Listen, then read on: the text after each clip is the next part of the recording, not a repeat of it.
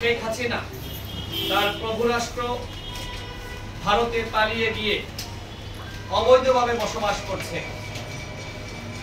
এবং বিভিন্ন সময়ে অডিও রেকর্ড প্রকাশের মাধ্যমে একের পর এক উস্কানি প্রদান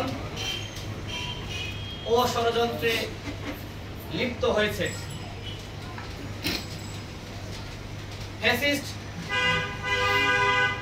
শেখ হাসিনার ষড়যন্ত্রের ফাঁদে পা দিয়ে ইতিমধ্যে গণহত্যাকারী দল আওয়ামী লীগের নেতাকর্মীরা সারা দেশে ঝটিকা মিছিল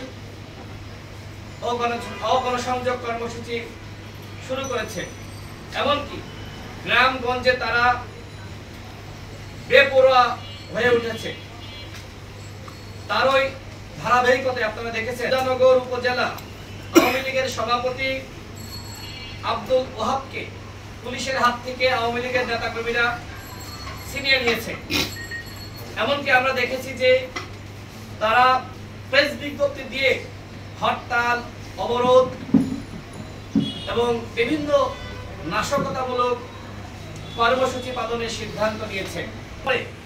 সারা দেশে কতজন আওয়ামী লীগের অপরাধীদেরকে গ্রেপ্তার করা হয়েছে সেটিও স্বরাষ্ট্র উপদেষ্টাকে আগামী 24 ঘন্টার মধ্যে জনসম্মুখে প্রকাশ করার দাবি জানাচ্ছি।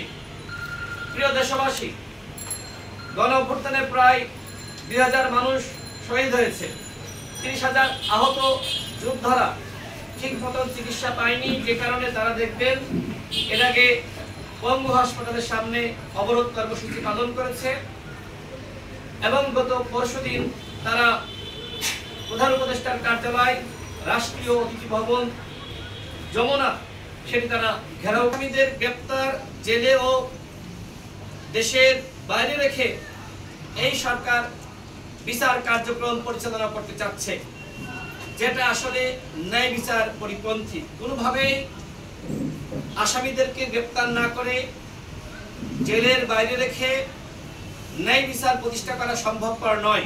আগামীকাল 5 ফেব্রুয়ারি গণ অধিকার পরিষদের পক্ষ থেকে 64 জেলায় একযোগে ডিসির মাধ্যমে প্রধান উপদেষ্টা বরাবর স্মারকলিপি প্রদান এবং একই সাথে গণহত্যার বিচার এবং আওয়ামী লীগের সাংগঠনিক কার্যক্রম স্থগিত, নিবন্ধন স্থগিত করার দাবিতে 64 জেলায় স্মারকলিপি প্রদান কর্মসূচি এবং বিক্ষোভ সমাবেশের আহ্বান করা হচ্ছে।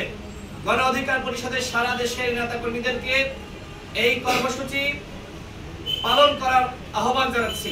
কেন্দ্রীয়ভাবেও আমরা এই কর্মসূচি পালন করব।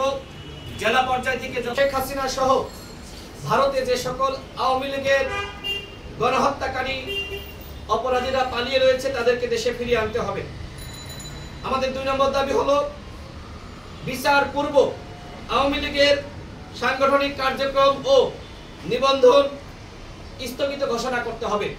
3 নম্বর, সারা দেশে চিরুনি অভিযানের মাধ্যমে আওয়ামী লীগের অপরাধীদের গ্রেপ্তার করতে হবে, তবে নিরপরাধ ও নিরীহ আওয়ামী সমর্থক ও নেতাকর্মীদের সাথে অন্যায় ও জুলুম করা যাবে না।